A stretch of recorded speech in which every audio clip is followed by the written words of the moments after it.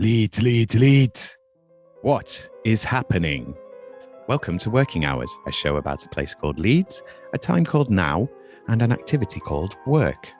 Working Hours wants to record 1,000 loiners over the course of this, the most important decade in the history of the human species, and ask them what they do all day and hear how they feel about it.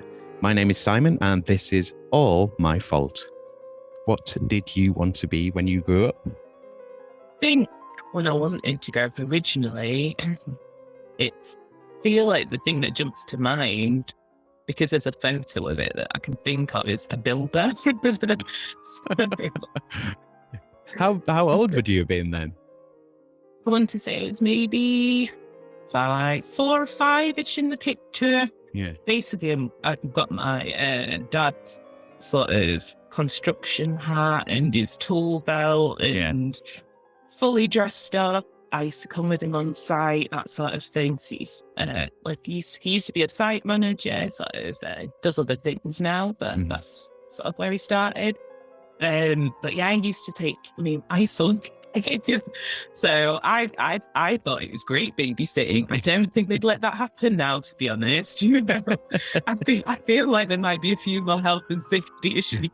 And I still love going to get to sort of I guess it's, I can sort of connect it to me being a creative person now, and that I was able to put things together and sort of play with bits of materials and sort of occupy myself that way. But yeah, I haven't got into construction yet. You're listening to Series 3, Episode 19, and to my guest, Sarah Gordon. This is another Zoom interview recorded on the 10th of June 2022. Hello, loves.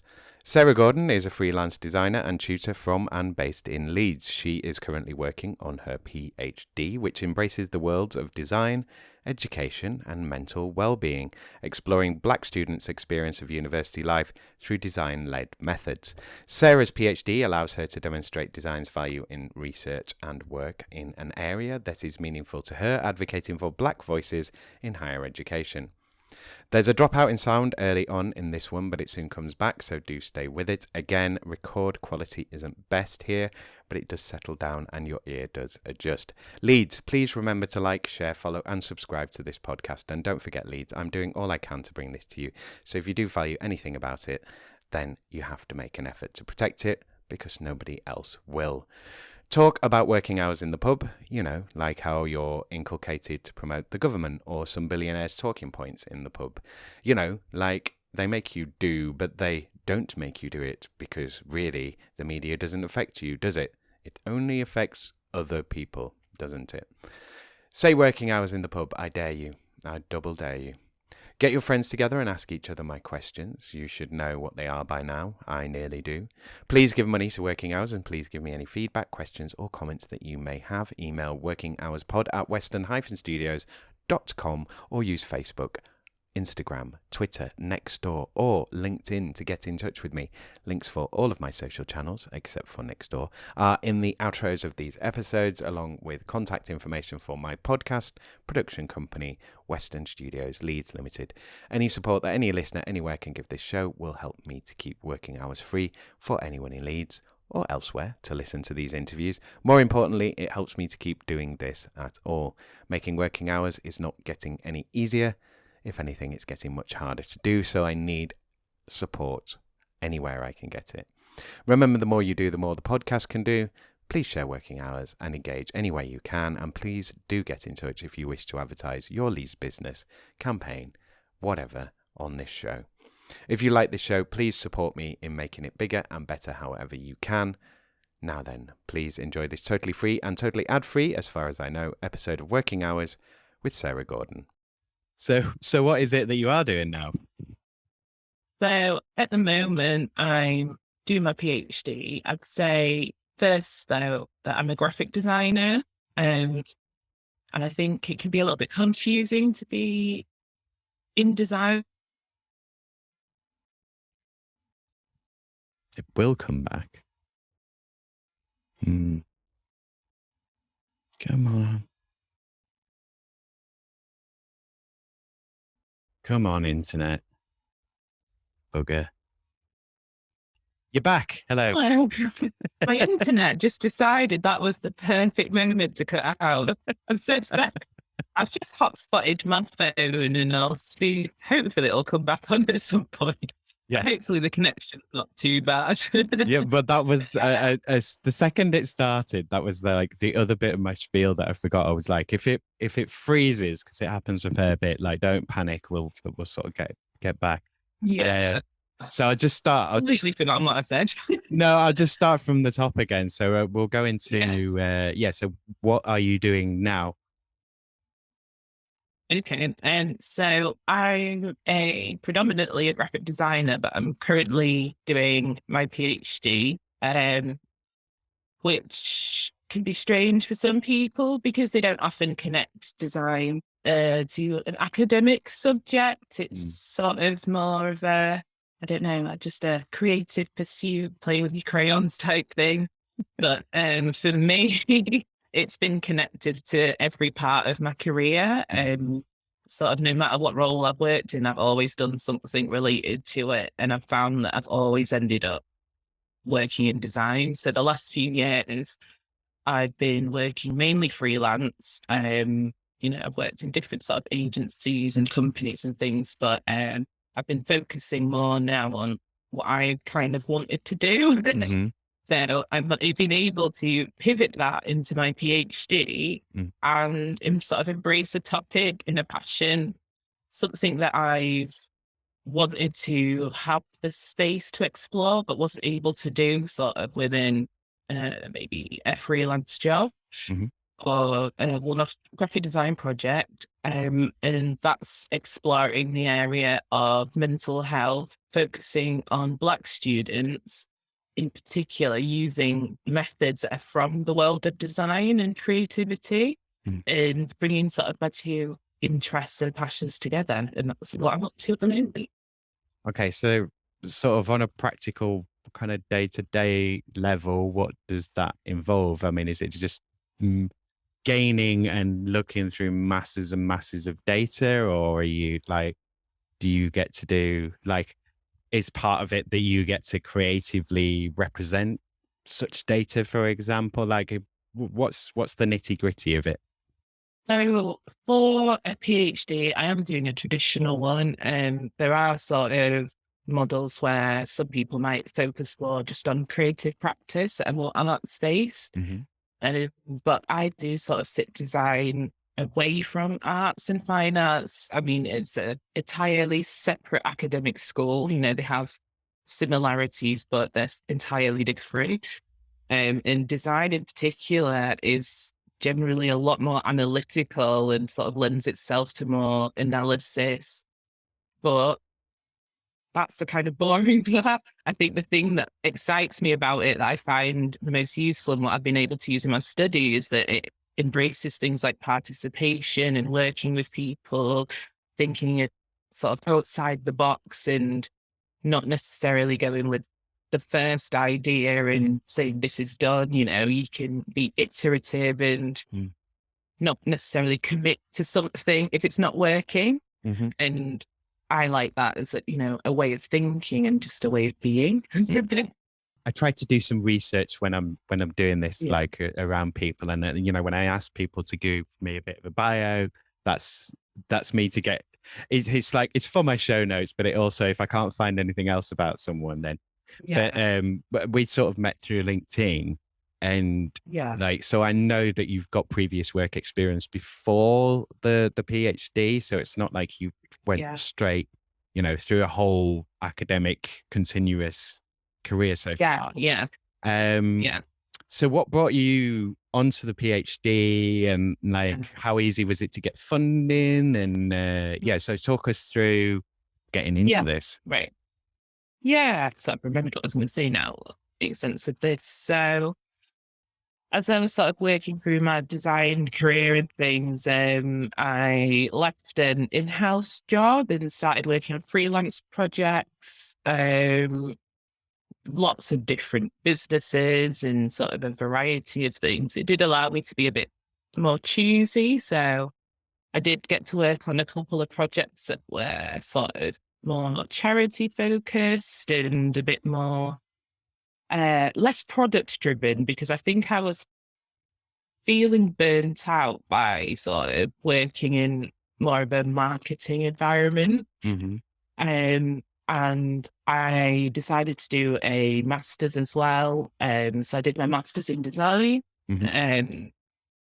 Just because I was like, it's something I do all the time. I never actually studied design formally Yeah. or sort of, took any tests to say that I'm a graphic designer. So I just felt like it was something that I wanted to do, to sort of have that on paper and see what I could learn. And sort of through that process, I was able to work, freelance, and at the same time learn about design more from an academic point of view, and how it can be useful, and how it is a discipline, and, like the potential of using it for bigger pieces of research and things that I didn't sort of really picture before, to be honest. I don't think it crossed my mind. And I think I was very, very lucky at the time, to be honest, because I was briefly working at a service at Leeds University while I was doing my master's. And some of the projects that we were working on were sort of like building online courses, and well, students sort of log in and might have to click for a few things and have a test, that sort of thing. I'm oversimplifying this. But yeah, we were busy. Yeah. But yeah, a lot of the people that I worked with all had PhDs in such varied disciplines and things that I just would have never have pictured. And they were sort of all very encouraging of what I was interested in and my ideas as well. So I do think that sort of was helpful. And one of the courses that I worked on actually was onboarding for the next year's postgraduate students. So I actually had a sneak preview of videos from different researchers talking about their PhDs. And as I was doing sort of bits of transcriptions and subtitles at the time or something like that, I was watching these videos for hours. And I do think by the end of it, I was like, you know what? I think maybe I could do a PhD.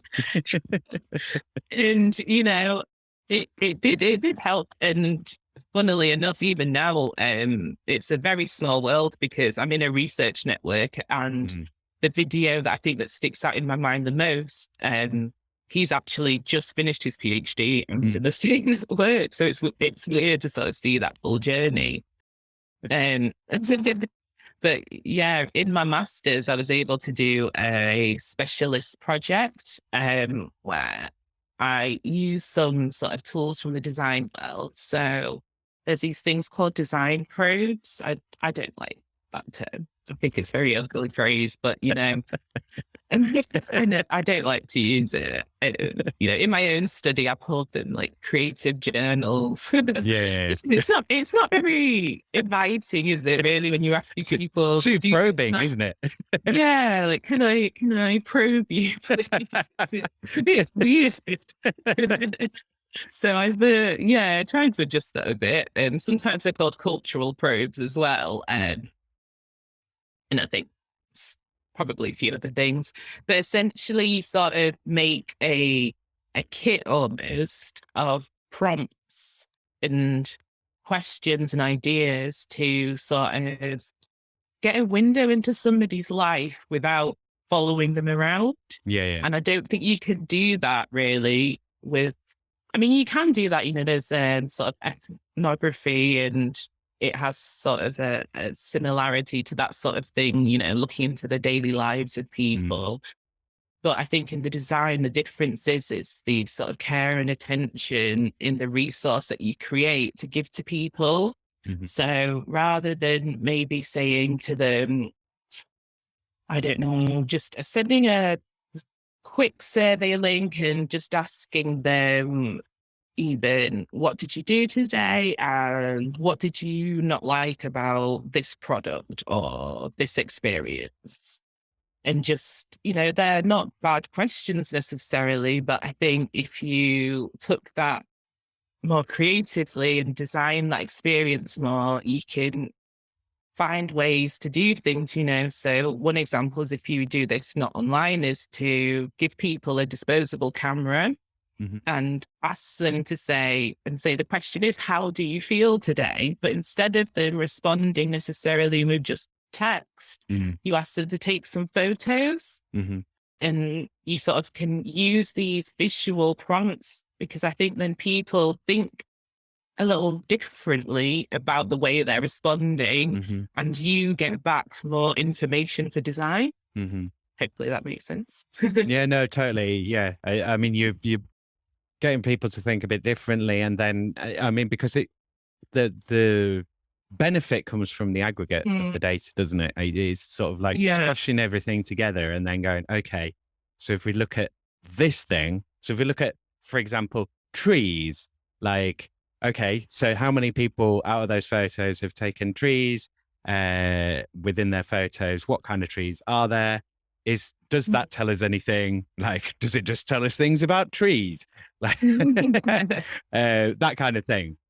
Yeah, exactly. I think it's well sort of with designing this method, and why I became so attached to it, and sort of similar things in this world of co-design and participation, is sort of then freedom in it as well, and that sort of ambiguous Mm. nature with not necessarily knowing what you're going to get back, which I think does put people off, and make them sort of reluctant to embrace it as a method, because you can't guarantee what you'll get. Not everybody feels creative. Not everybody sees things in the same way.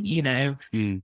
In some things, I might still get participants that send me back things that are just, text responses, but that's not necessarily a bad thing, because I still think the way that the thing is designed and the way I've sort of thought about the way I'm asking them sort of these personal questions about their experiences Mm. is still pulling out the same information and the same sort of, it gives you the same space to reflect. And I think Mm. that's the part that I like the most, is having the freedom to reflect and not feel sort of, I don't know, restricted almost by the questions that you're being asked. Mm. Or like I suppose I could say, even like the freedom to not have an opinion yet, in Mm, a way of like, because quite often there can be this feeling of like, well, what do you think about X? And what do what's going on here? And you should know about this. And it's kind of like, well, I don't know yet. Let's see what happens. And let's see what this tells me. And let's see where it goes. I think particularly when you're asking people about an experience, whether that's, sort of more in a traditional design job where I'm asking somebody about the experience of using a product, Mm. if you sort of don't give them room to explore it, I don't think you're going to get that much value if you try to use that information, particularly for something creative. Mm. But also if you're sort of already in a space where there's a potential misconnect, or you're trying to reach a population that's maybe smaller or harder to reach, or, there's just something that's not quite been landing, I Mm. think you're likely to fall into the same trap Mm. if you sort of stick to, I guess, sort of more. I mean, I don't want to use the word structured necessarily, because I don't think it's entirely unstructured, but you don't. It's that sort of thing, Mm. really. Yeah. Or did you go straight into your masters, or did you do a degree first? No, so I had quite a long break, so I feel like when I started my masters, everyone thought I was really able to. I was just told I was very mature a few too many times, to be honest. Um, but it was a bit weird going back after sort of being in work and being in a sort of normal, just, I don't know, like Mm. everyday sort of freelance and client roles, and just sort of doing design, and was also doing bits of it, sort of more content design as well, and other things. And yeah, so it was a very odd transition, really. to sort of launch into academics again. And I guess in a subject that I've never actually formally studied. But in that sort of, as I sort of briefly mentioned with the specialist project, that I was able to do the topic of it because we were allowed to sort of be flexible and choose something. And I sort of found this method that I was like, I really like this idea and there's something really appealing about it. And thinking about the things that I was actually interested in and how I could use sort of design almost as an advocacy tool. I chose to do my specialist project just looking at the experiences of a few students in general. And these students were all from, trying to think back now, I think in the end it was all Black students and one Asian student, but it was open to all students, but it was a small pool of very, very small pool of participants. And so as I was going through the study, I was able to use this sort of cultural design probe tool to talk about their experiences and with them and pull information out. A lot of the themes I pulled back from their responses and the sort of things that they said or shared were all related to mental health and it's sort of really, I don't know, explicitly connected to, I guess, race and ethnicity, mental health, and their university experience. And it just really sort of stood out as something that I felt like just did not have enough space to really actually investigate in such a short amount of time in a master's project and really be sort of, I don't know, just have enough time to really explore it and see what I could actually do with what they've said. In that case, because it was a smaller project and against a little, I know simple is probably the wrong word, because it was a smaller project, I used the responses to then create posters, like sort of digital posters with quotes and visual representations of themes that I'd pulled from reading these responses, which, could then be used as a sort of like talking point. But yeah, it just felt like I could have done so much more. I sort of went after my master's just straight back into regular work and it just didn't feel right, to be honest. Just felt like something was missing. Was it just kind of circling around in your head then? It was just like... Yeah, just like all these things that I just honestly didn't expect to work almost, that people would actually open up in this way. Yeah. And that, like it wouldn't, because it can be very confusing and weird and like, why are you asking me to do this sort of thing?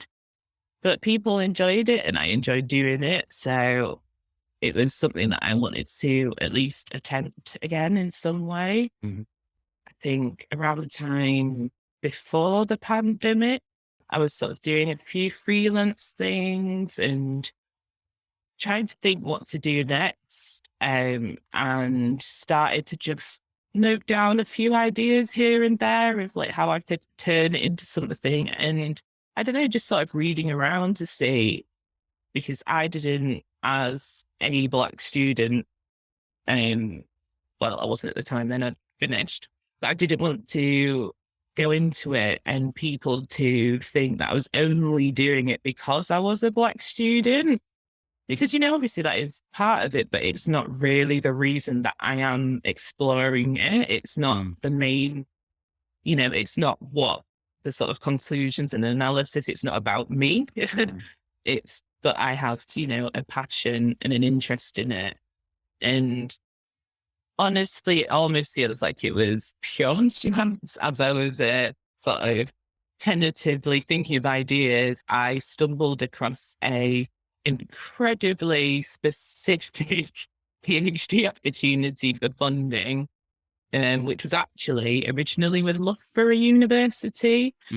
And it was, so there's a large sort of multi-team, interdisciplinary creative project between quite a few research partners. And as that, they were using some of that funding as sort of a legacy of the study to bring on some new PhD students that are sort of interested in creative bits of storytelling, I guess, almost, and digital stories, and sort of looking at social justice and health issues from this sort of creative perspective.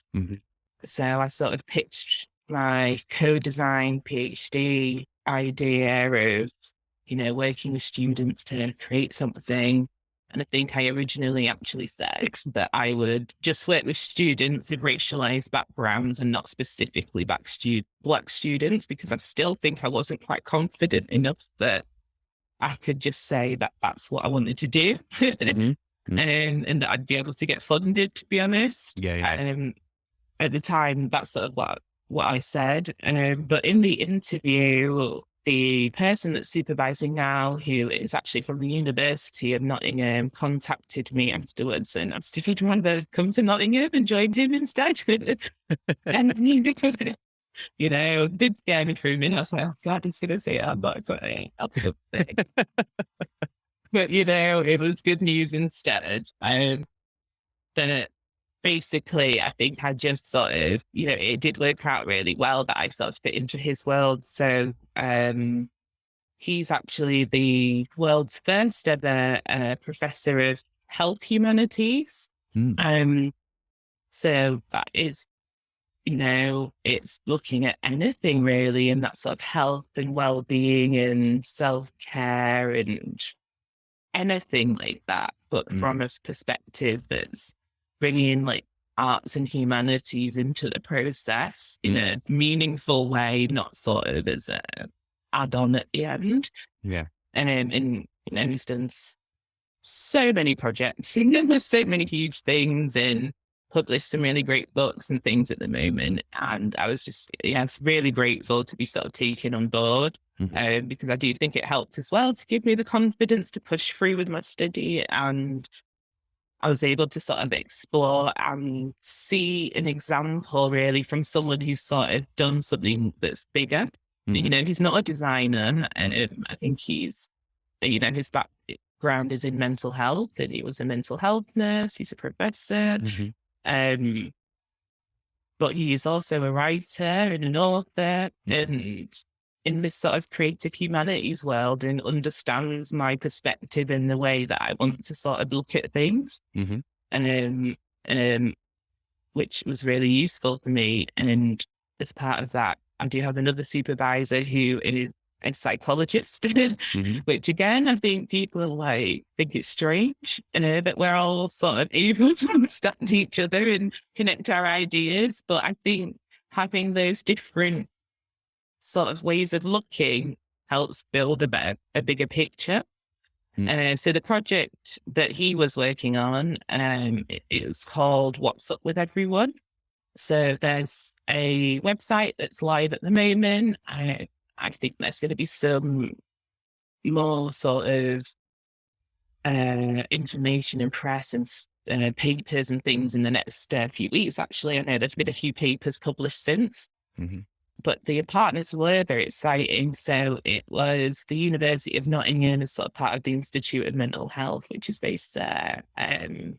Then it was the University of Loughborough and the Digital Storytelling Academy, which is where I technically applied to. The Mental Health Foundation and partners as well. The most exciting one that people always want to talk about is Aardman Studios, who actually sort of made the projects, which, I could understand. Wallace and Gromit. Wallace and Gromit fame. It's very, very exciting. I mean, I can't deny that I didn't sort of see that. I think, oh my God, that's so exciting. But then there's also the London School of Economics and Political Science, Buzz Media, Happy Space, and it was an Arts and Humanities Research Council funded project. So I feel like this project is a great example for me because it's a very easy way for me to sort of give people an idea of what on earth you need to do at the moment. Even though it's in a different area, they worked with young people, and I think aged 17 to 21 in this co-design project exploring mental health, and worked with them over sort of a time period to produce a series of short films on different themes where these young people were able to contribute, and they created like these characters that are completely new but have that, I guess, Aardman feel. They do look very Aardman. Each film is, they're very, very short. I feel like they pack in a lot. I think most of them are actually narrated by the participants as well, which I think's really nice. And I think because they have this sort of creative partner, they actually involve the people that they wanted to target in it. It's not, it doesn't feel clinical. It doesn't feel, I don't know, stuffy. It's, you look at the website and you can tell that there's been time and care and compassion that's gone into it, and that the stories have been thought about, and, it looks good. And I think even in in one of the papers that they've done, I think it sort of talks about trust and things. I think particularly with things like anything sensitive, like mental health, like if you don't put effort into that sort of process, you are just going to completely miss people when they need it the most. And, I think we sort of get that sometimes when instead of maybe looking at, it said people look at mental health and maybe just create a PDF with some links on and just send that. I mean, it's not very inviting, to be honest, is it? And I think if you're going through it, it's not probably you're probably not gonna scroll through it all. You're probably just gonna close it. You're probably not gonna be that interested. But the themes that they picked up on basically from this study were perfectionism, loneliness and isolation, independence, sort of social media and stress around that, and competitiveness. And so sort of, these young people saying that they feel alone or stressed, or they don't look good on Instagram, that they're not getting the grades they wanted and feel like a failure, or there's just too many decisions to make, it's too much going on, everything's stressful. And, they started this study before COVID happened, and, had to adapt some of it as COVID was going on. And I think it's particularly the loneliness and isolation and I think independence as well. What about dropout rates? Was there any kind of like, is there a higher dropout rate or a lower one, or is it exactly the same? For the study itself? Like within the study, finding that's an issue. I mean, especially through COVID, it must have been. Yeah. I think even in this larger study, it was difficult to sort of get people on board, and, and they were able to offer sort of some compensation to people, and you can only ask so much of people in these sorts of things, especially when you're asking people to open up. And I feel like you have to appreciate that that's a sort of work and labor in itself, and that it can be a lot, and it's depending on how sensitive the subject you're exploring is, that can sort of take a toll on people itself. Yeah, and appropriate safeguarding and so on. Yeah. Yeah, and even if it's something that's really light, people just sometimes get burnt out, or they might just lose interest. Yeah. They might just not want to do it anymore. It happens. So I think even in that, they had to sort of look for the participants that were the most sort of willing to be involved in the later stages of design, when they were sort of looking for more feedback on, like how things look, and, just if they're still on track with the ideas that they sort of had with the participants early on, and sort of in my own study as well. Although it's still sort of an early phase, as it's gone on. I mean, I'm recruiting from a much smaller population because I'm only recruiting from the Black undergraduate student population. So it's already a smaller group. as it's sort of gone on, I've seen that same sort of pattern of there being the standout sort of people that I think as I'm designing and turning sort of what we've discussed and, what I've got so far into something, that they'll be the ones that'll stay involved and stay invested. And I'm not going to expect, everybody that originally said they wanted to sign up is going to still be sort of committed to it by the end.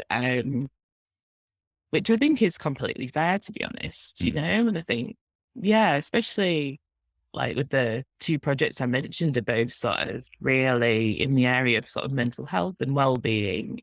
It's something that I think, yeah, we have to be very cautious of the people that you're asking quite a lot of, even though there's a lot of fun in it because, that it's particularly with the other project because it's completed and you can see all of the different creative elements and how, it would be fun. You can look at the website and see how it would have been fun to be involved in creating something like this. And that it's a weird thing to say, but you can see that it would be enjoyable and that, like people would really get sort of the kick out of seeing their sort of input, stories and experiences transformed into something that it doesn't name them necessarily. People can't tell it's about them, but they'll know that it connects to them. And I think that in itself can be very, very rewarding for people. But it's definitely about balance and not overdoing it, I think, with people. I want to take you back to sort of just before lockdown, going into lockdown, then being in lockdown and sort of like where you were mentally, but work-wise at that point of like, was it all, that's nothing, I'm just going to ignore that sudden shock and like, oh, well, it doesn't make a difference to me. I'm just going to continue working on and I can. Or was it like, I can't do anything now. What am I going to do? Or was it, like, was it total panic stations? Like, how did it go for you? Think like for everyone, it was definitely sort of a bit of a shock and like, oh God, what am I doing sort of feeling like what is going on? I think it was, for me personally, like I had a lot going on and was sort of thinking about what I was going to do next. And it's just like, oh, I'm isn't even doing anything next. I think, like, how do I plan for this really? It was strange.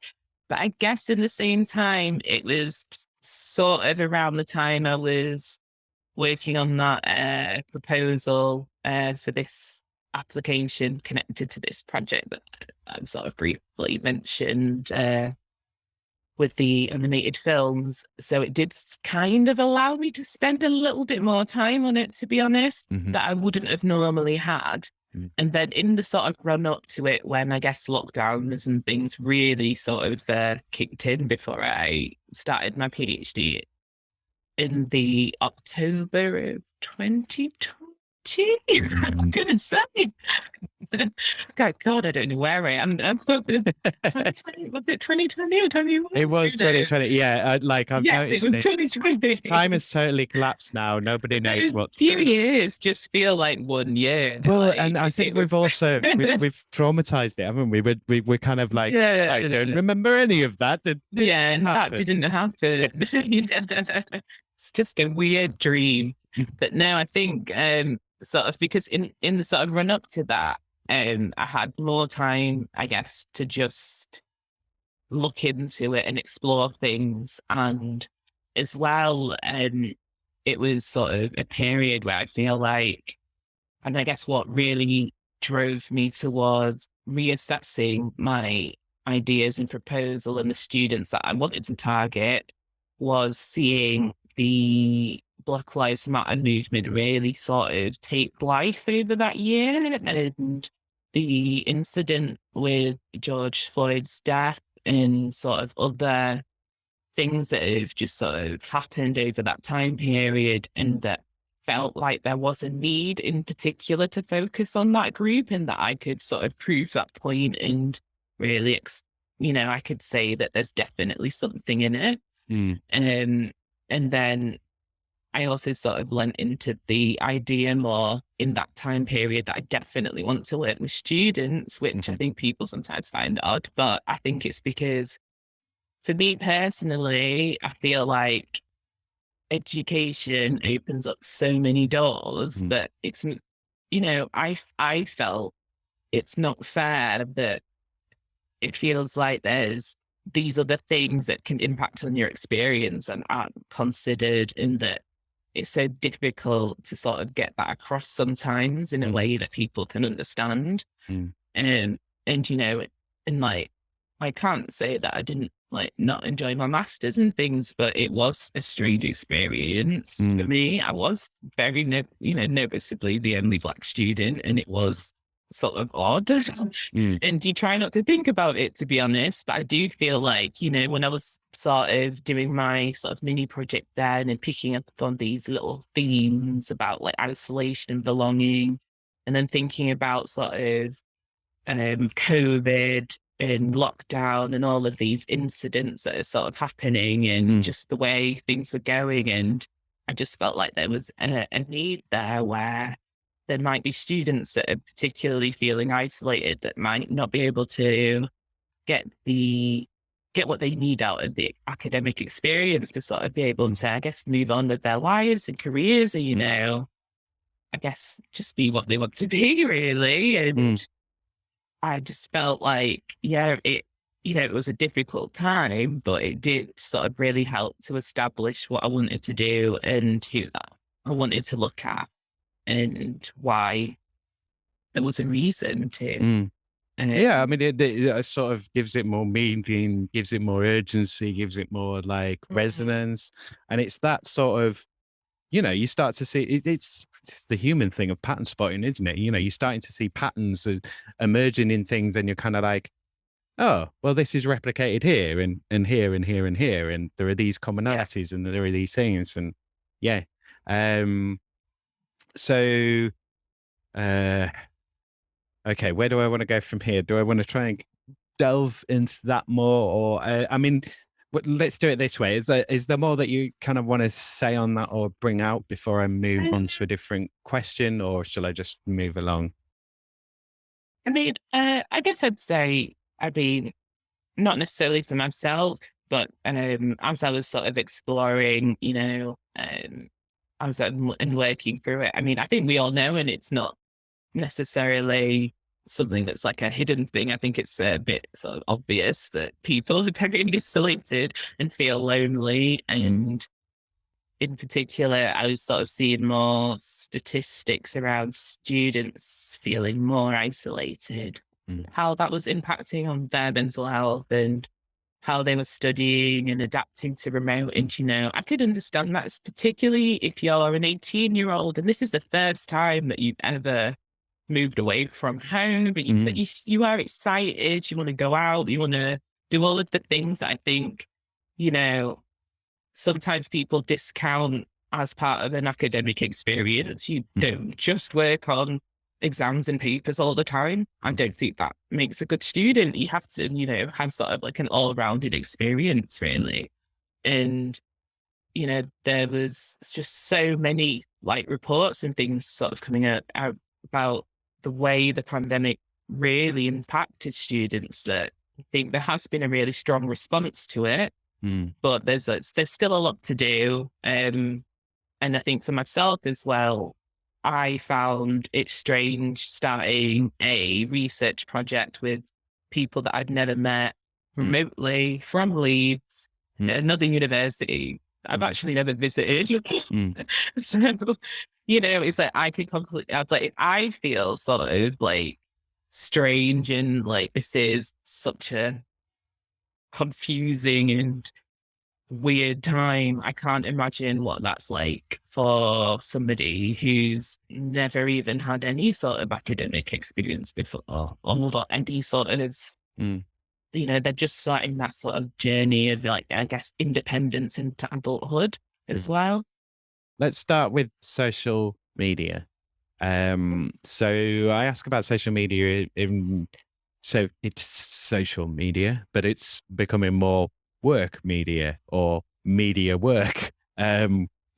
So, like, how much of your time is taken up by having to do, and like, do you have to do social media to kind of promote your research and, to kind of, as part of the research, to get subjects and so on and to get data coming in? Like, how much time does it take up? And is that time well spent? Do you get a good sort of return on investment of that time? Yeah, I have to. Well, I mean, like many people, I had to think about how I'm going to do this whole study online because nobody knew what was going to happen at the start. I didn't know how long this was going to be or what the world would be like, really.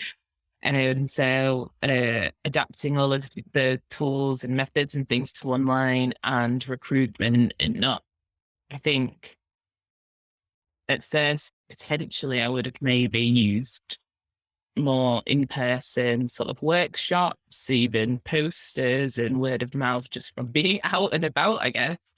But I really had to quickly sort of rebuild my social media profile because I hadn't really put that much effort into it. Because to be honest, I think I'd sort of, I don't know, just over the years got a bit disillusioned with it all. Mm. So I hadn't really been using it that much myself. So it was quite a bit of work to sort of think I've got to, as quickly as possible, really find ways to connect to people, Mm. both academics in my sort of areas, and especially because I said interdisciplinary, that there's so many different types of people to find, but looking at people that work in sort of any sort of really like anti-racism advocacy, education, and people that are looking at working in design and co-design types of projects and student groups and organizations. And it was a lot of work in itself just to find the right people, to be honest, and to find enough people to have the context to be able to reach the people that I wanted to recruit for my study. And I think ongoing, just to have that network of other people just sort of connected to my research. Mhm. And it was difficult because obviously we were all doing it. Everybody's trying to very quickly stand out again online if it maybe let it lapse because there wasn't a better way to do it, really. Yeah. So, like, it wasn't, there wasn't a choice. You have to think you have to do it. But I guess, in my career, I've always sort of worked in marketing. I've worked in social media and things, and I was feeling a little bit rusty, but I was able to sort of use some of the things I've learned along the way. And obviously I could create graphics and things like that to sort of help. And to be honest, I didn't expect it really, but I found that Twitter was the most receptive place for me. And that's where I connected with the most people. And it was just, I don't know if it was because of COVID and because everyone was at home, but some of the people that I was able to reach out to be honest, I was surprised to hear back from them at all. Um, and I don't know if it was just because of the time and what was going on, that it was just people were a little bit more open and a bit more likely to sort of look at messages and things. So that, I guess, worked in my favor in a way.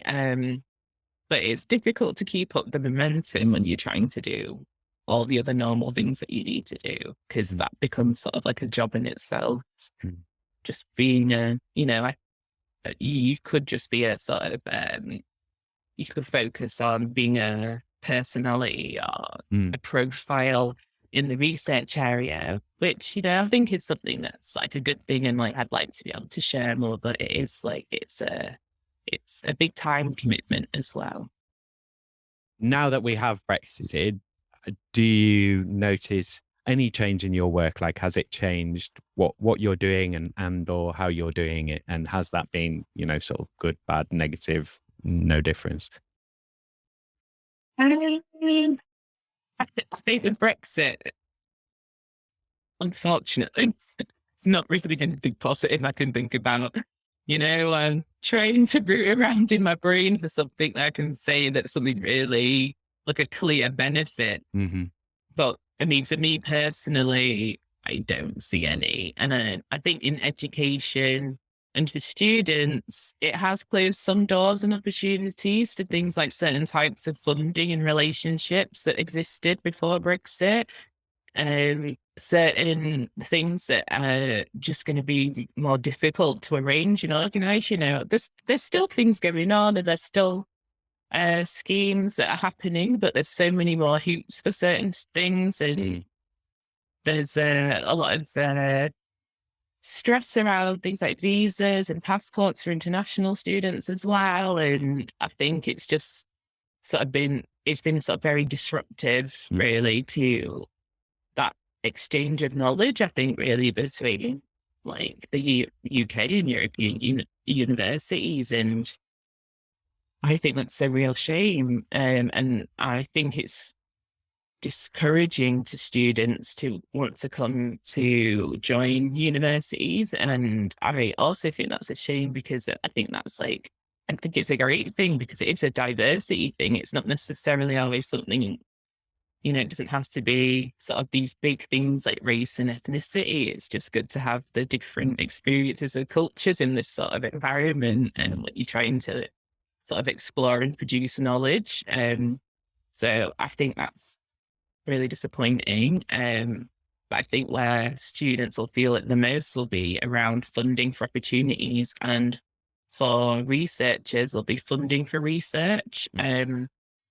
And then sort of as a designer, separately to that, I did notice at the start of the sort of period where things were starting to fall into place, that the jobs available freelance, that sort of smaller jobs that I would do, just disappeared from Europe. Like they just completely they just didn't exist. Like they were just gone. And honestly, I think people just didn't want to sort of have to jump through all of the hoops to bring you back in on board. It felt like so.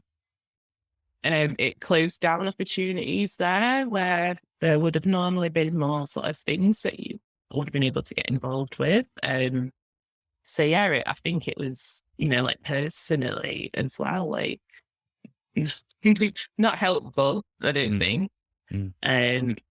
But yeah, I do think now, for me, my main concern with Brexit is, I guess, all of those things aside, is just sort of the feeling that it's left behind, and the impact that it's had on, I think, community relationships, and the way people maybe look at people that are, well, at least in their eyes, not perceived to be born here, or look too different or something like that. And just how fractured I feel like it's been, this sort of discussion has become around things like immigration, and how sort of I feel like Brexit has brought out almost an insensitivity, and in a way emboldened people to say things that they've always wanted to say about people they don't like very much. And I think for me, that's like been the biggest thing that I've noticed and found, like the most concerning. I mean, there's so many other impacts that it has, but that's sort of where I've seen a huge issue that I think is going to take a really long time to unravel. And it's not going to be, it's not going to be quick at all. It's going to be difficult. Do you think kind of post George Floyd that, like this huge sort of corporations kind of coming out and, corporate solidarity, for want of a better term to say, like an increase in representation in advertising and so on, and like, we're going to really focus on diversity. Is that like a counterpower to the rise of the right, for one of a better, like, I should explain this in better terms, but you get my gist of, like, do you think that kind of like upticking of hate speech and associated kind of rhetoric from Brexit, do you think there's been a counter wave, or do you think that that's, it's nowhere near even the same kind of You know what I'm getting at here, don't you? Yeah, I mean, I think so. For me and my research, as I sort of started looking into this area and exploring just sort of students of racialized backgrounds and Black student experiences and just what existed academically, there is just sort of like a shocking lack of studies and research, really, that focus on sort of these minority groups, I think, in a meaningful way. So I did have to go from the US, to be honest. And I feel so, have to become very immersed in that sort of world because we just did not have the resources, infrastructure, or, not that America's perfect by any means. But for example, bigger and there's more data and there's they have these existing things, like they have these sort of historically Black universities and things that they literally do not exist here. It's just not a thing. We've only just started having, I think, our first Black studies courses and things in the last literally couple of years. That is not existed.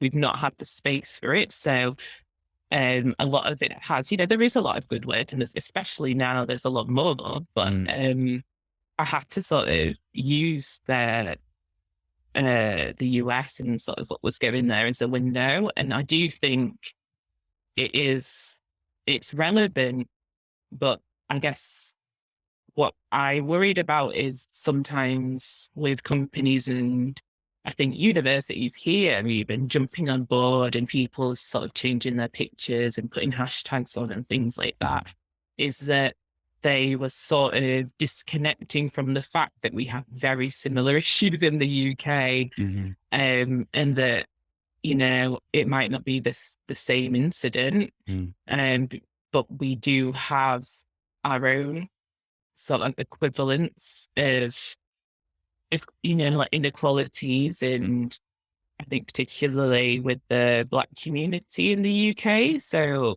it did sort of feel like, in a way,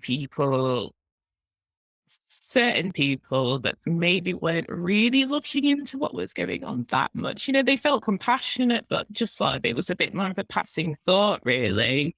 We're just seeing it as an American problem. This doesn't happen here. It's fine. We don't need a Black Lives Movement in the UK. Yeah, but we didn't have an empire. We weren't involved in slavery. We just had William Wilberforce, and we've been good forever. And we kind of didn't start this. Yeah. It's nothing to do with us, No. Yeah, and I think the call sort of here was people really sort of wanting to highlight that fact that, we can't just look at the US and go, look at them, they're terrible. We never do that. When people are asking for things here and trying to sort of, stand out and look for resources and build these support networks and tackle things like these equalities. And I think so many, it just really reignited, I don't know, any sort of thing that was maybe in the back of your mind or something that you were just sort of thinking about, this sucks, this isn't right, this isn't fair. I think it made people sort of more actively want to be involved and use the momentum of what was going on in the US to draw attention to what was happening here. And I do think, that has been useful. Because I do think even things like the research that I'm doing wouldn't have got picked up without Black Lives Matter happening in the US, I don't think it would have been of interest. It would have been, I don't think I'd have been able to sort of bring people on board by stressing the urgency as clearly.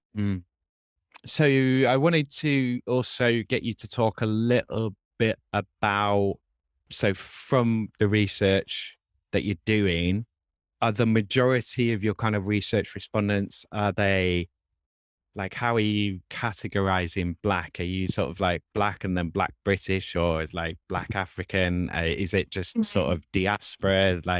How is it breaking down? And then are you noticing any changes? I suppose you haven't got the earlier data, so again, it's difficult to Yeah. kind of do comparisons, but Yeah. how's that breaking down? And I guess it's early days, so, and a small sample yet. So, I'm not, I don't feel like I've been able to quite explore that part enough. Mhm. But when I started doing the study and looking, it was something that I had to sort of think about, was how I was going to ask about identity and sort of refer to things and talk about things, because I think it is something that we have to think about. And I think in my proposal originally, gosh, I guess it was like written like nearly 2-3 years ago. Seems ages Um, forever ago. yeah, like I think at the time, because, like I was trying to obviously get onto a PhD program, and I felt I had to use things that were like, I don't know, more academic and the right words and terms. At the time, I originally used things like BAME and BME because it was what was on the government's websites and in research guides and things, because I was like, well, that's what they use, so maybe that's how I go about it. And that's how I start my focus. That's what statistics are easiest to sort of highlight. And I just sort of say that I want to work with BAME students. But I think that in itself, just even as I was saying it, and the more times I said it, made me feel uncomfortable because I was just like, it just doesn't sound right. There's just so many, there's just far too much like variety in it. It covers too many things. And I think, it sounds silly, to be honest. And I do think it can be a little bit of a lazy way, to be honest, referring to people rather than naming them. So like I use the word Black just to refer to Black students in general. It's because, I've got to call them something. But for me personally, it includes sort of all of those things, be that somebody who's, say, of, I don't know, more Caribbean heritage, African, somebody that was born here, maybe moved here, and people of mixed heritage as well. Like that for me is all covered within that phrase. But at the same time, it is like an important sort of discussion that I have to have in my PhD and thesis, because there are, so even within the word Black and that sort of, that's an insane sort of amount of different backgrounds and experiences and cultures. And it's not sort of a homogenous group of people that are all the same. So I'd also have to be mindful that I'm not sort of just being like, we're all the same. This is a lot. I've just grouped everyone into a big blob. Yeah, because they're just not, they're not also not helping. And I think as well, like, even, we all there's definitely, it's very early stages, but everybody is connecting to the same things. But I do think there are some sort of differences when it comes to being a British born student, so a Black British student, particularly from Afro-Caribbean backgrounds, tend to have sort of, I mean, I guess I've thrown off the statistics from doing my course, but tend to have sort of the lowest academic outcomes, prospects, particularly when mental health is involved. They have sort of the lowest attainment and all these sort of academic buzzwords related to student retention and things like that. Are you looking at the income factors as well? Is that sort of included? Yeah, and that's sort of as part and parcel of that, really, and just sort of looking at things where often the students that are from the Afro-Caribbean backgrounds intersect with being from a more working class background, or sort of, I don't know. I wouldn't say middle class, doesn't feel like the right word, but in between that sort of area. So that also sort of affects. And then not all the time, but I think people sometimes also discount students that are from wealthier backgrounds, that are international Black students. Not all of them, but there are some, like there are like quite a few of them really, and that have had sort of like, they're just sort of continuing their education experience really. And I think people sometimes also assume that Black students are just all sort of just broken, got no, just not any sort of resources, and there's not really any variety within the group. And I think, when you start to think about it, you're like, of course that doesn't make sense. Of course we're going to be different. I mean, I'm going to be different even within people, like in the city, depending on where you grew up, like on which bit of school you're from, sort of thing, of the schools that you went to and who you interacted with and what it was like for you. So, it's something that I think is important to pay attention to. And, in my study, I've offered sort of that students, said, obviously I'm saying Black, but how would you identify yourself, just to see what they say back? And generally it's the same thing. And a couple have sort of then further clarified the students that are from African backgrounds, actually where they're from and what their actual ethnicity is. Because I think, sort of people, there's a bit of an erasure of the sort of differences within the continent. I think people forget it's a continent. For a start, it's not like sort of just like a tiny little country that's, like a tiny island. It's not even a tiny continent, is it? It's absolutely massive.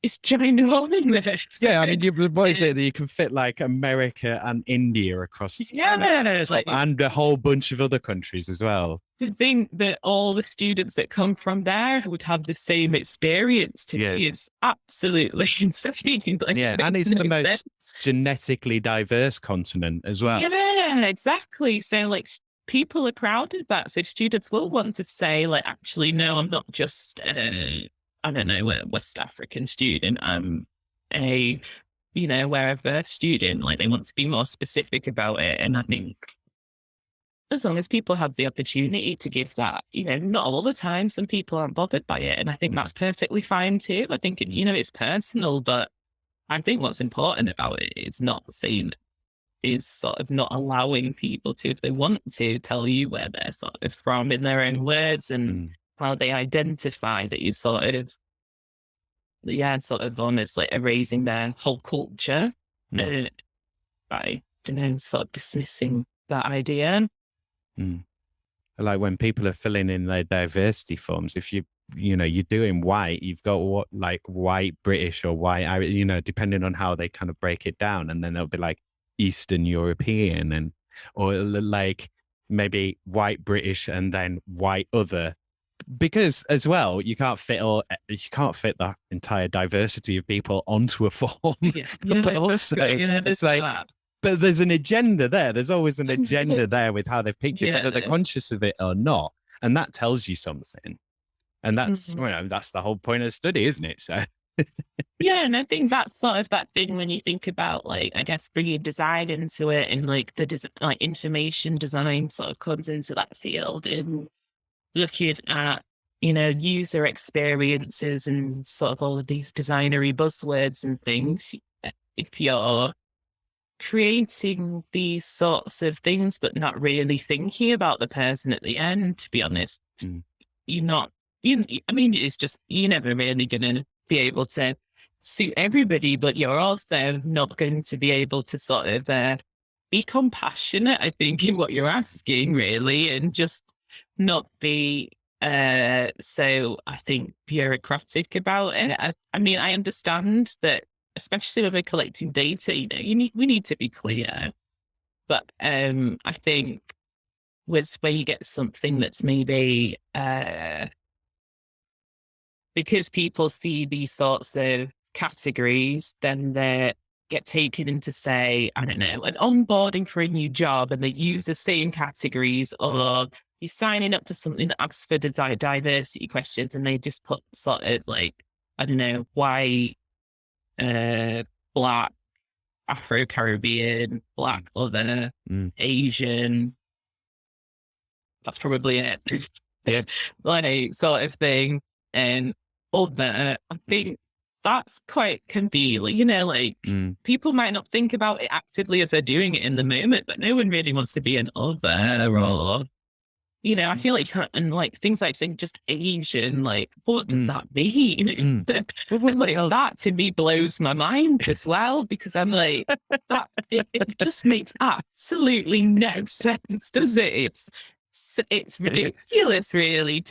It puts like an overwhelming amount of different people into one thing and be like, well, you're all just that. And Yeah. I think, yeah, like, it's because people aren't thinking about it when they're at the start, when they're making these things. And they also aren't asking the people that they're making them for and who they're asking, because they don't think it's important.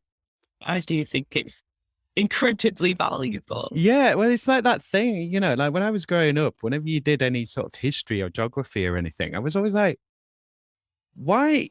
I've seen maps of the world, you know, like I've seen Mercador projections. Or whatever his name is. Like, I know there's a globe. Why am I only seeing this bloody Roman Empire diagram all the time? There's nothing else happened anywhere else. Like what's happened out there? Like, why do I just see this? Not only, you know, the why of that as well, of like, but why do I only see this? But even the Roman Empire went over there. Why is Byzantium gone? Like, like there's an agenda here.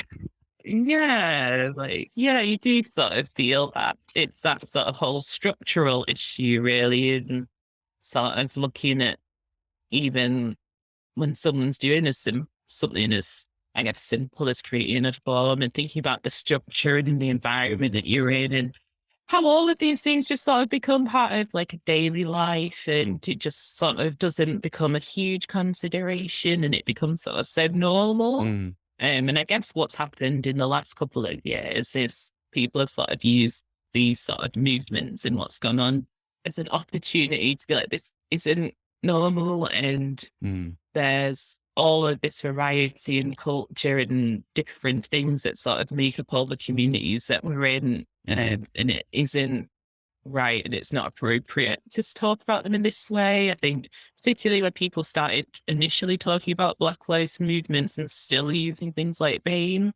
or BME when they were talking about it. And I'm not saying that they were, you know, doing it. I mean, I've used it like plenty of times. Like, I don't think people were doing it maliciously. I think the problem only comes in is when people are reluctant to listen to people that are asking them to try something different. So that's, for me, you know, it's like, you know, fair enough. It gets used as organizations, but that has been their name for years. And I don't think necessarily they should all be like, oh my God, we've got to change it. If they're, you know, doing good work in the community and people are fine, like, that's fine. But I think for big, important things in like media and government reports and other sort of, you know, like really important things, that we should pay a little bit more attention to how we're talking about people. Like, I think that's not too big of an ask, but for some people it is. If there was a universal basic income, and you can talk about, you know, sort of the wider effects as well if you want, rather than just keeping it personal, but like if you had a universal basic income, how do you think that would change your work? Would you still be doing what you're doing? And if so, would you do it differently? Would it allow you to change things around it? So yeah, over to you. I mean, so I am notoriously terrible. Anything to do with anything slightly related to numbers. but, but, you know, I think sort of generally speaking, really, when I think about sort of what I'm doing, although I say I'm funded, it doesn't mean that I've got a big pool of money to, even I can't compensate my participants or, to pay for conferences and events and things like that. Like, there are a lot of restrictions to my experiences that are related to finances, that I just can't do things like that because the sort of what's available is just not, enough to live off really at all. Yeah, Like, I yeah. don't know. And I think that in itself, I mean, that's the whole other thing with like, I always feel like pricing certain types of people out of education, to be honest. If you can't afford to support yourself or find another job or something, and it's sort of, I guess I don't know the ins and outs of the research around it to sort of confidently say things, but I do feel It's not that accidental.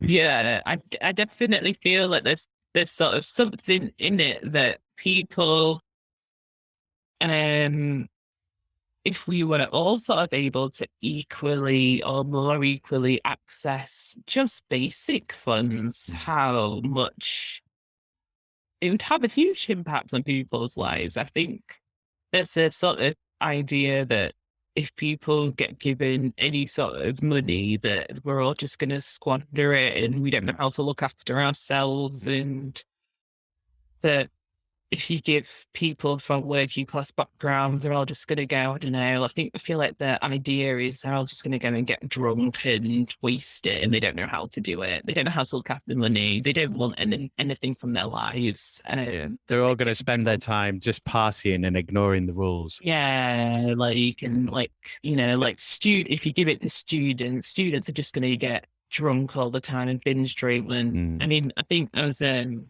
a panel recently Hay Festival in Wales, and one of the panelists was speaking to sort of, don't want to misquote now, but I think it's about a third of students don't drink at all. It's just that thing of the idea that we have of people and what we think, like, oh, everyone's, like, we'll give people money and they're suddenly going to devolve, like society's suddenly going to devolve and we're not going to be able to function. But I think particularly just, I mean, with our current government and the way things are and this sort of the way opportunity and access really is financially driven, like, and connection driven, like who yeah, know, without sort of having that same level playing field, and like of having the funds to do things, it does just simply stop you, like it prices you out of doing things, and you just can't. And I'm curious to sort of see sort of people that are campaigning and working in that sort of area, really, what sort of comes out of it over the next few years, really, because I'm sure I've seen something where there has been success with giving people a basic income, particularly people that I think it was the homeless population, and how it just enabled them to just have a life. And I also think as well, like, just the idea that even if people are given a basic income, if somebody wants to buy a bottle of wine, a nice dress, like, that's for them. I don't think that's I feel like it's even, the same with all sorts of these things. If you get in any sort of income that's credit or like universal credit or disability or something like that, like, I feel like it's dehumanizing to be like, well, because we're giving you money now, you can't have any life experience. You have to just be what we want you to be. You're not allowed to have fun. You can't be seen to enjoy anything because you should be so grateful for this. Yeah, for this sort of precious pity money that we've given you. Yeah. No, my beneficence, the beneficence.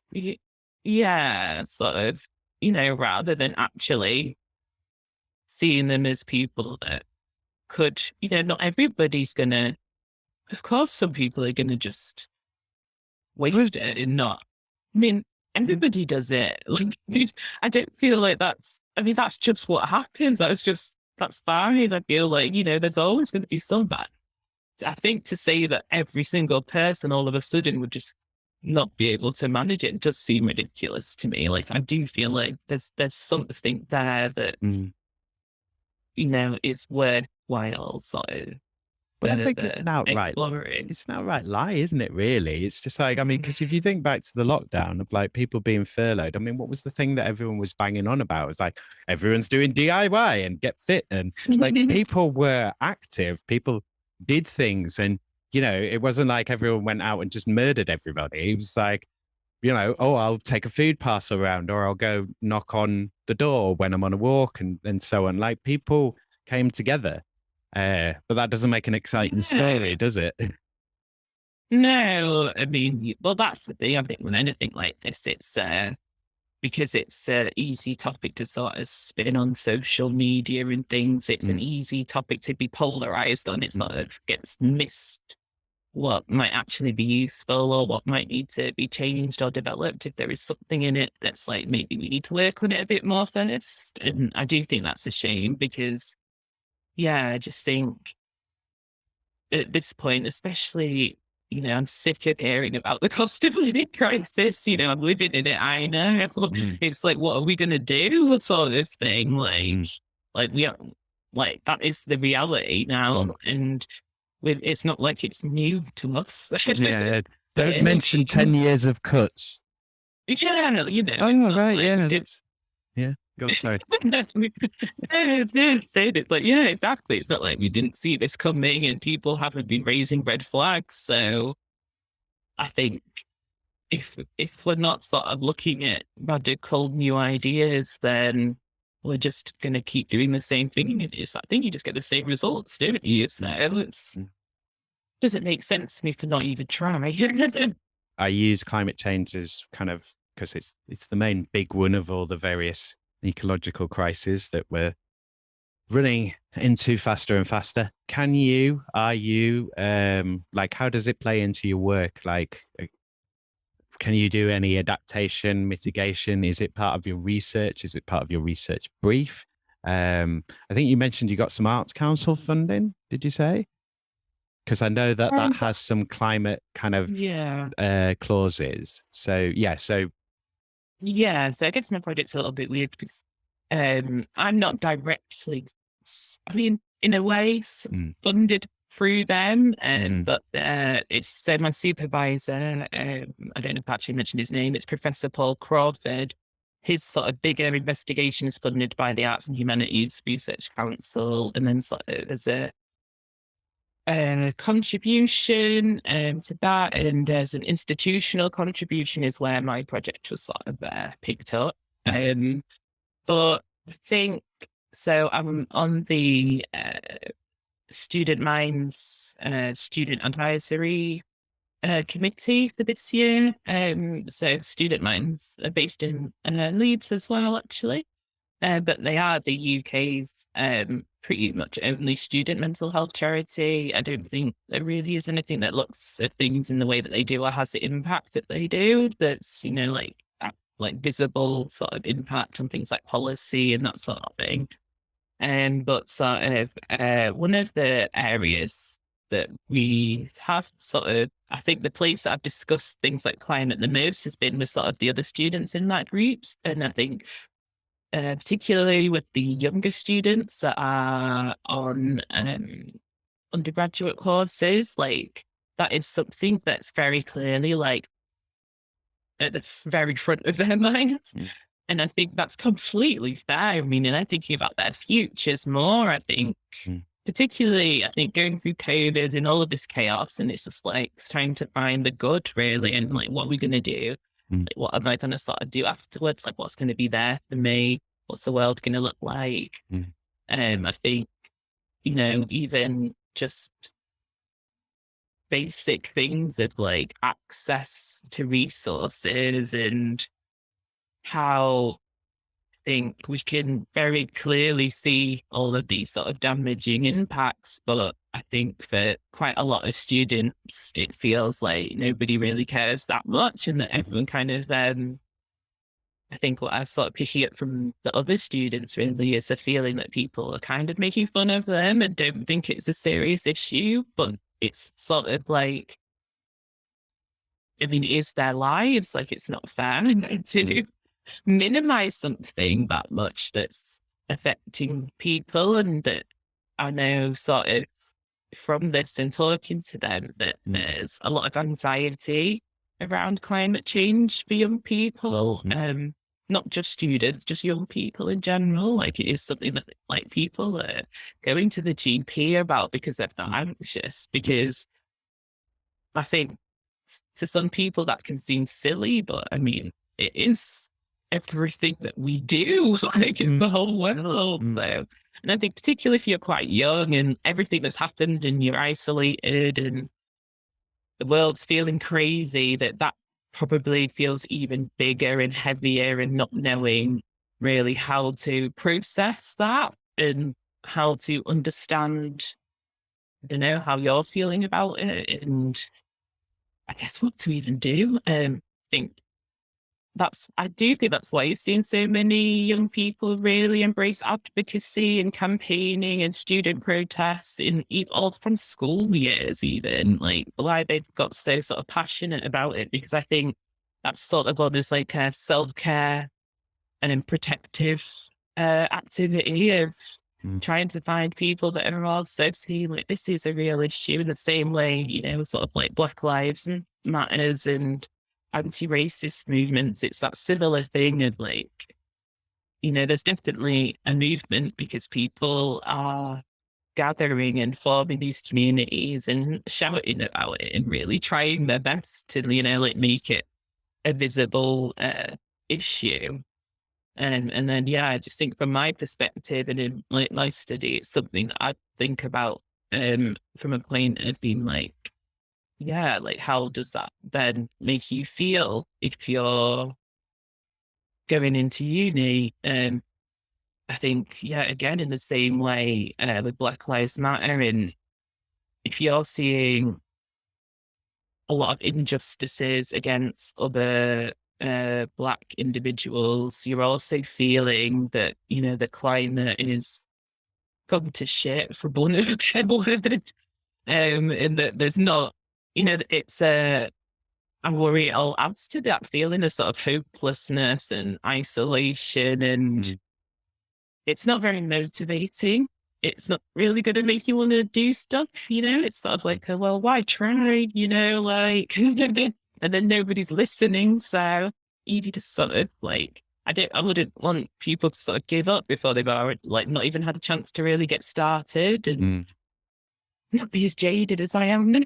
So, it's like this, it worries me to, like, I think to hear people, like, to hear like 18-year-olds talking so morbidly, to be honest, in some of these things has been jarring, and how, because really it's sort of about them and their lives, and they're thinking about their own mortality. And I think that's, it's concerning, and I think people should sort of step away from maybe making fun and seeing it as like a silly issue, and just think, regardless of what you think about climate change, whether you think it's true or not, if people feel like that, there's a problem and something to explore with how much that's impacting, somebody's mental health.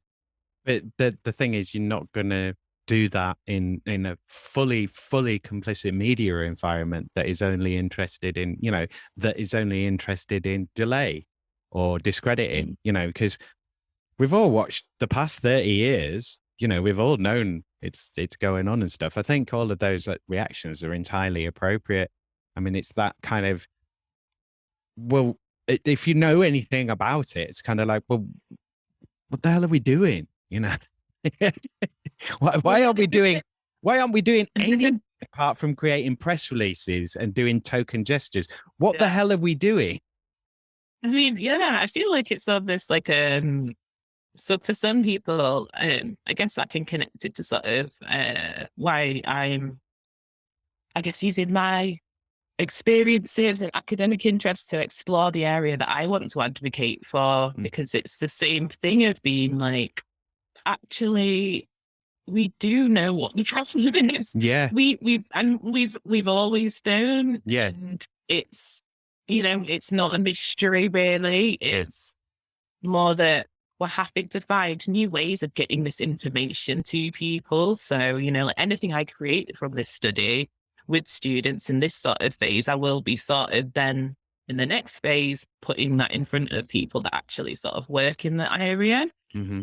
And to sort of see, like, what are we going to do then? Like they've said, or like, just representing it differently, maybe too. And like, not necessarily making say a report or something like that, because it's things like, with protests and all sorts, it's finding these impactful ways to reach people that are just not listening at all and sort of have their head in the sand, or either are completely biased or are genuinely so unaware that I feel like you have to find ways to sort of almost shock the system with something that's not, like I can't send the same thing in the same way because it's clearly not getting through.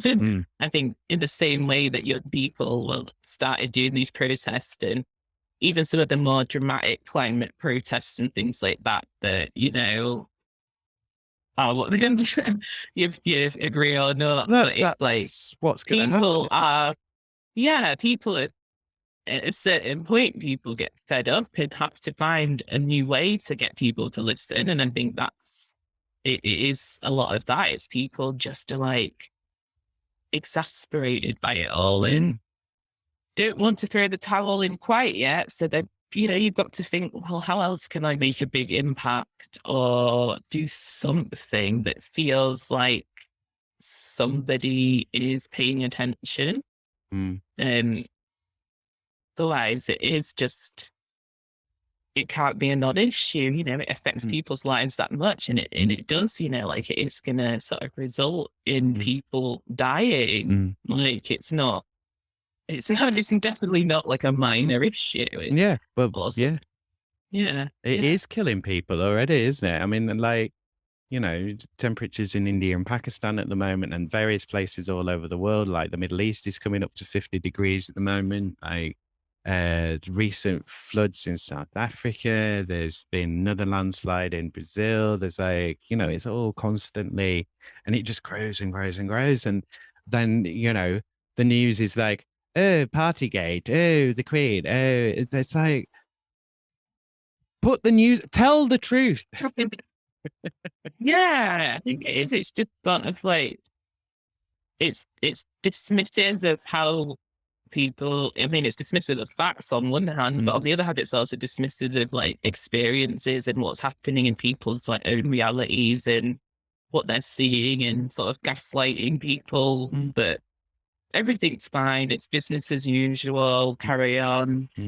The same with the Black Lives Matter movement is that sort of, let's just talk about something else, stop going on about it. Why are you bringing this up again? Like, we've already solved this. We put out a press release. We did a report that said that it's not happened. Yeah. No.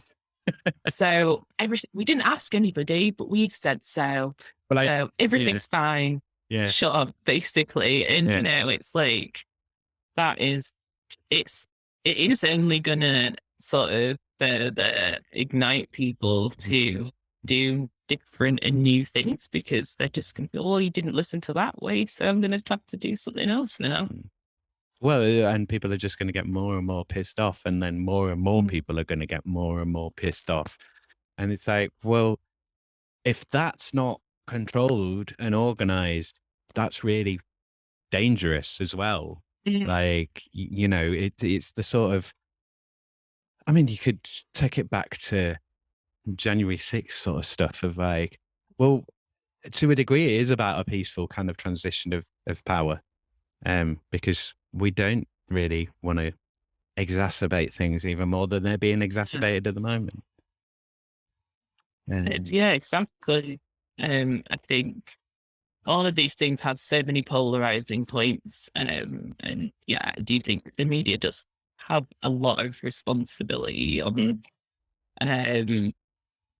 creating some of these divisions. And I think as well, sometimes people can be dismissive of how impactful social media is on our lives.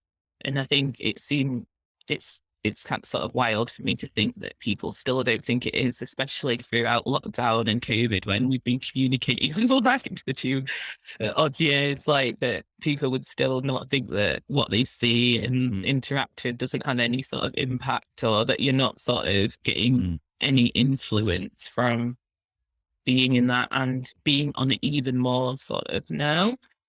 But yeah, I think a lot of the real problems get lost in the arguing, to be honest, and headlines, and just being mean to each other.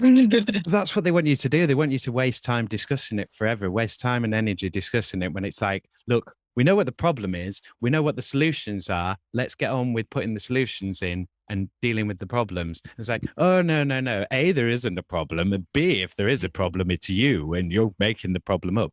And it's just, it's just time wasting. But like what you mentioned there, so I've mentioned this a couple of times on recordings, but like when they with sort of media studies stuff, they said when you're doing media research, you never ask the person how they think the media affects them, because nobody thinks the media affects them. They think it affects other people, but not them, because we're all, really critical and like, we can't be socially engineered. And it's like, well, let's just look at this honestly. How many times have you been had by the papers? Like, how many times have you bought into a thing that you've then gone, no, I shouldn't have voted for that, or I shouldn't have done this, or that was a lie? It's like, yeah, we are controlled by it. They spend money on it for a reason. Yeah, I'm conscious of time as well, so I'm gonna kind of try and wrap things up. Are you all right for time? And yeah, that's fine. So we've done Brexit, we've done UBI, we've done social media. I don't think I've done the change question yet. There's something else in there. We've done UBI as well. So yeah, so I think it's just the change question. So if there were any 3 things that you could change about your work, what would they be? I think for me, I guess it's difficult because in a way, although there's been things that have been, I've had sort of all sorts of spanners in the works, and the sort of curse of the PhD really seems to be one of those things. Everybody always seems to have some sort of major life event within a PhD. And then like, just like all the what's going on in the world in general, but it's sort of just been a hectic time. I do feel like part of where things haven't exactly gone to plan, new ideas have sort of formed from that. So it's not always been a bad thing. I mean, if I was sort of being wishful and idealistic, it would be easy for me if people just, were able to acknowledge that as part of, any sort of issue that we're talking about, especially like in an experience, that if you are Black, that is going to be a part of that experience. And I think that fundamentally is a lot of the root of the issue, is just sort of the lack of acknowledgement, whether that's intentional or not. I think that would make everybody's life so much easier. But, I feel like that's a slow change that will take a long time.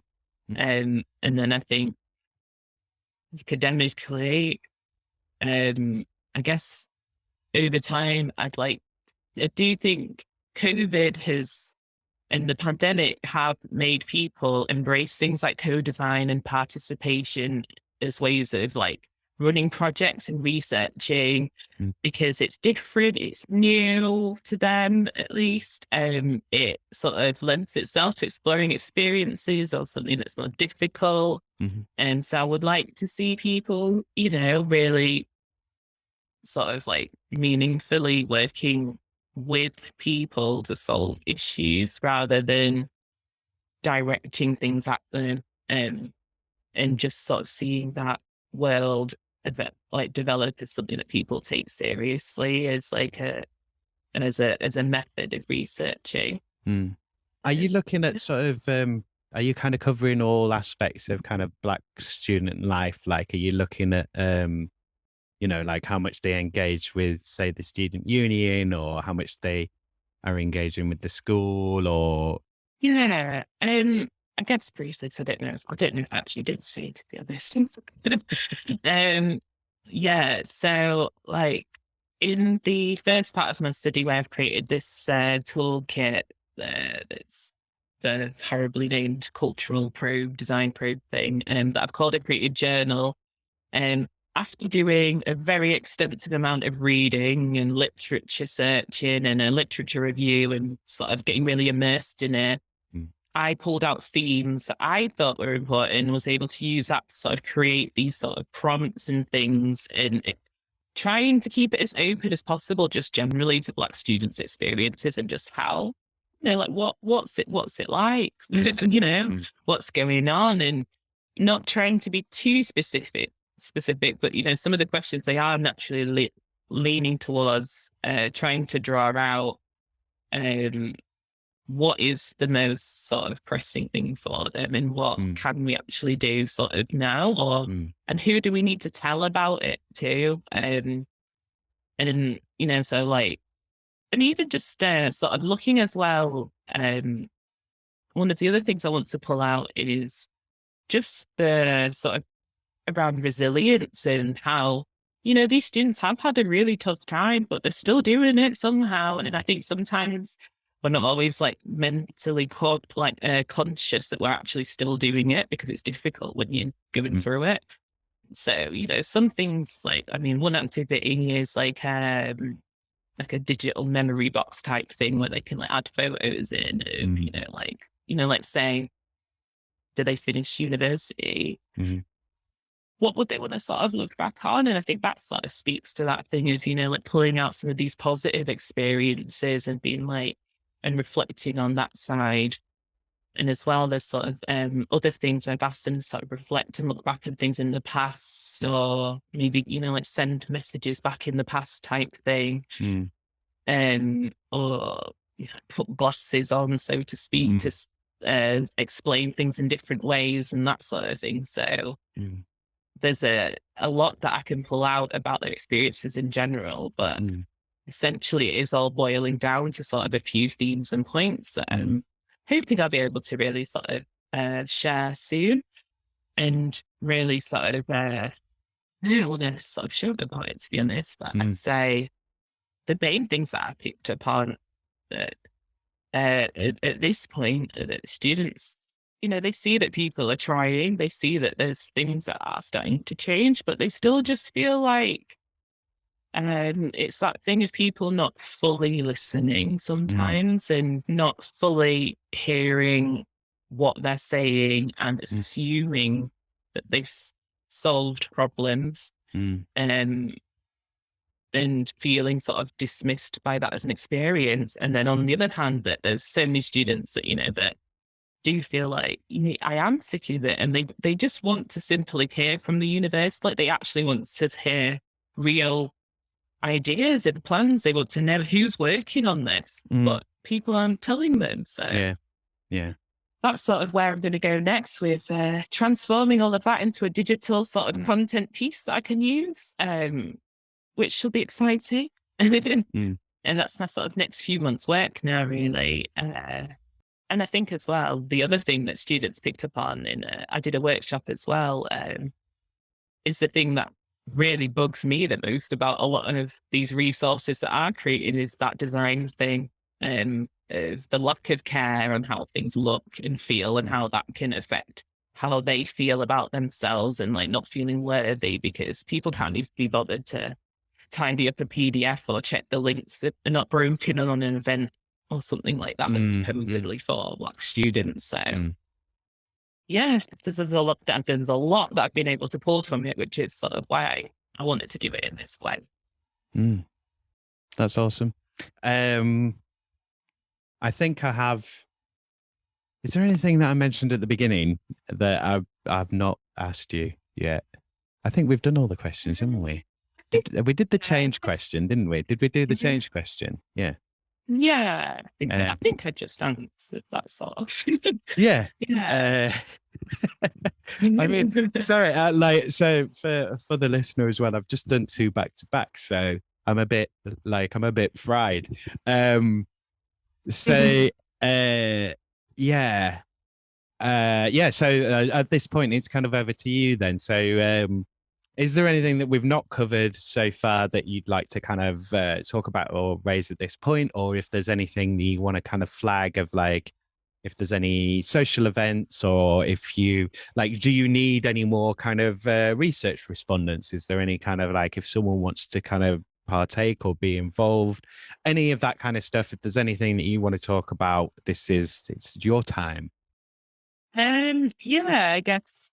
I mean, essentially, I am still fundamentally a designer and still very happy to talk about design. And I don't think I'm like I still do things like tutor creative students and things like that as well. And, more the practical side. So I'm still very much like involved in that world, and um, hope they'll have a few things to sort of add to my website soon, which is srgcreative.co.uk.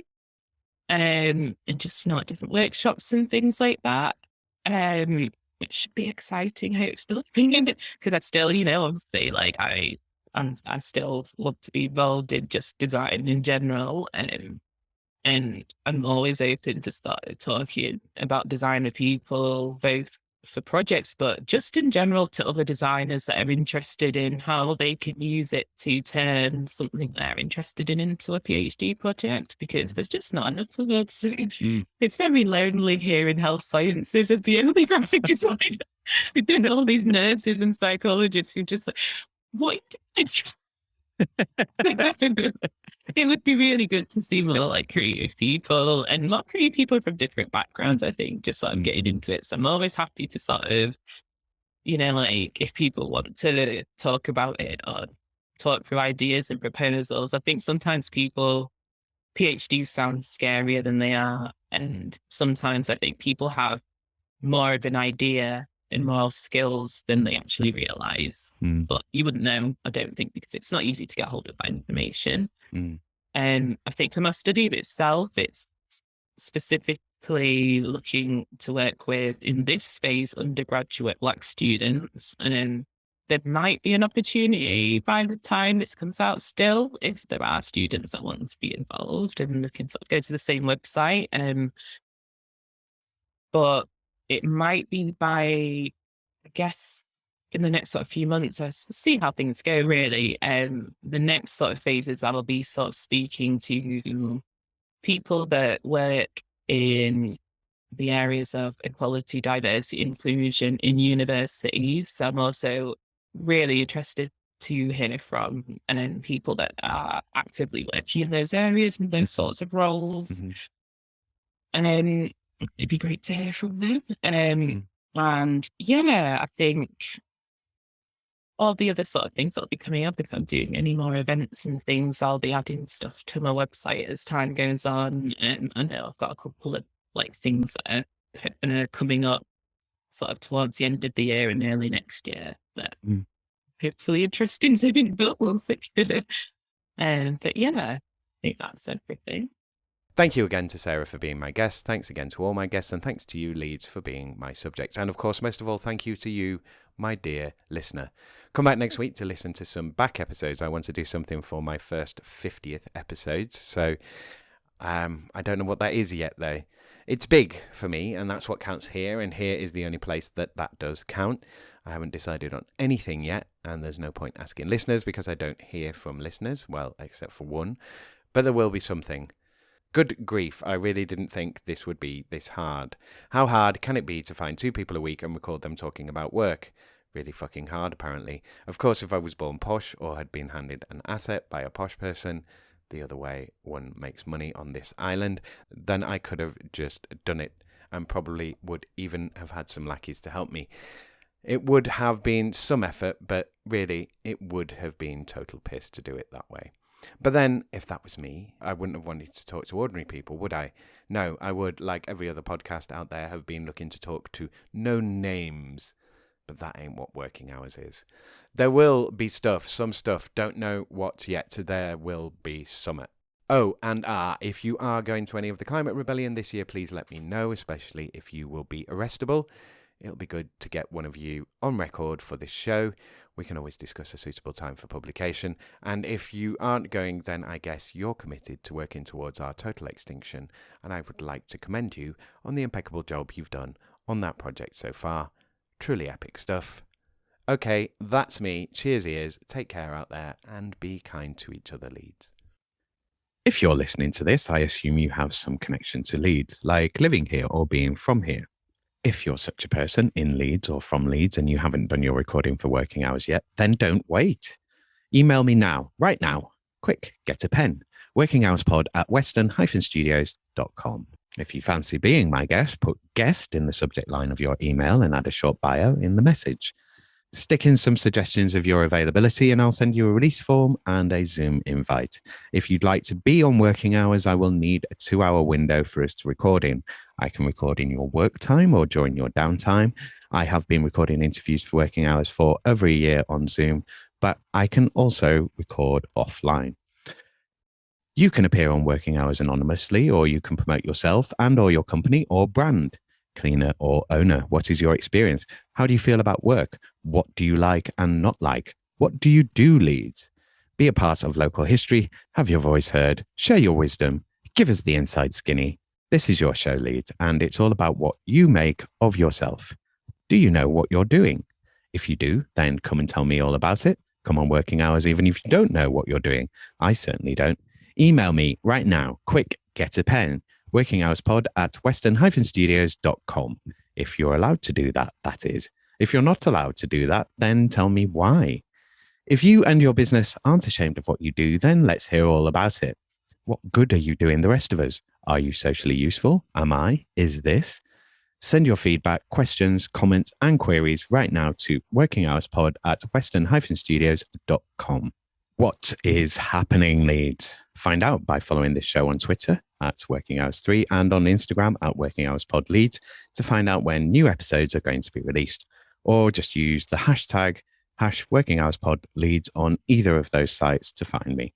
I'm on Facebook, facebook.com/Western_Studios_Leeds. I'm also on LinkedIn, linkedin.com/IN/Simon-Treen. Treen is TREEN. Or you can go to my company page, which is linkedin.com/company/Western-Studios. If you want to make a podcast in Leeds, whether it's for a cause, a publicity campaign, a product promotion, or your own passion project, then get in touch with me. Western Studios for support, advice, and guidance on anything podcasts. At Western Studios, you work with a real life loiner who is actually in Leeds, who you can actually work with on making podcast content. So don't wade through articles and videos and podcasts about how to make podcasts. Just get on with it. Western Studios can make your podcast with you or even for you. Western Studios can take on your podcast's boring, time-consuming, and painful admin, recording, editing, transcription, whatever. Tell me about it. I feel your pain. For a charge, I'll share it. Writers, what are you doing with your lives? Hopefully you're writing. Well, I know there are listeners out there who want to hear great original writing performed as audio content and made in Leeds. How do I know this? Because I'm one of them. Help me make Muck for Brass, a series of short stories, poems, performance, whatever, all published as podcast content. Is your work arty, salacious, pulpy, strange? Good. I want to make it a podcast. I get practice making the show, and you get a finished, performed, and published version of your writing. Businesses, campaigns, brands, got an inkling that you'd like a podcast but don't know where to start? Hit me up at makemypodcast@western-studios.com and we'll start making your podcast straight away. The first hour of arranged consultation and pre-production time is free. So what do you have to lose? And what are you waiting for? Save yourself the hassle and the headache and make your podcast with a Leeds-based, in real life, podcast producer, that's me, Western Studios Leeds. Once again, please let Working Hours get big and strong by joining its Patreon. Support Working Hours by becoming a champion on Patreon for £1 a month. You can inspire me and motivate me with a membership and maybe one day even be helping to cover all my costs. You can chat to me there and see me do a monthly live stream where, again, you can chat to me all about the show and, God, do I need to find someone to actively share this project with? Go to patreon.com/working hours pod right now and sign up, please. And or go to Ko-fi, that's ko-fi.com/working hours and join me there for £1 a month and get access to the Working Hours Discord and chat to me there. I will be putting up additional material on Ko-fi once there are any members there. Please do remember to like, share, follow, and subscribe to this show. Every little bit helps. Tell your gran, tell your housekeeper, tell your gardener, tell your parole officer, tell your boss, tell Leeds, and I'll see thee next time, our kid. Working Hours is presented, edited, and recorded by Simon Treem for Western Studios Leeds Limited. The music was The Bees from Chopin's Etudes, which is in the public domain and was taken from museopen.org.